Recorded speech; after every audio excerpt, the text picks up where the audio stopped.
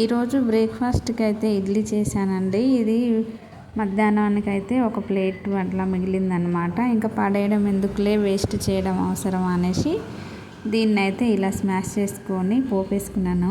అంటే ఇడ్లీ ఉప్మా అండి, అదే సూర్యవంశంలో మీనగారు చేశారే అదే అనమాట. నాకైతే ఇంకా అదే గుర్తొచ్చిందనమాట. ఇడ్లీ పడేయడం ఎందుకనేసి ఇంకా నేనైతే పోపు వేసుకున్నాను. ఇప్పుడు స్టవ్ పైన కడాయి పెట్టుకొని ఆయిల్ వేసుకోవాలి. ఆయిల్ హీట్ అయిన తర్వాత పోపు దినుసులు, కరివేపాకు, క్యారెట్, పచ్చిమిర్చి వేసుకొని ఈ క్యారెట్, ఆనియన్స్ అయితే ఇలా ఫ్రై అయిందాక ఒక 2 నిమిషాలు కుక్ చేసుకోవాలి. దీంట్లో కొద్దిగా ఉప్పును కూడా వేసుకొని మనం స్మాష్ చేసి పెట్టుకున్న ఈ ఇడ్లీ ఉప్మాని కూడా వేసి ఆయిల్ అంతా దానికి కలిసేంత వరకు ఇలా కలుపుకోవాలి. అంతే అండి, ఎంతో టేస్టీగా ఉండే ఇడ్లీ ఉప్మా రెడీ. మీరు కూడా ట్రై చేయండి ఇలా వేస్ట్ చేయకుండా. ఓకేనా మరి, బాయ్.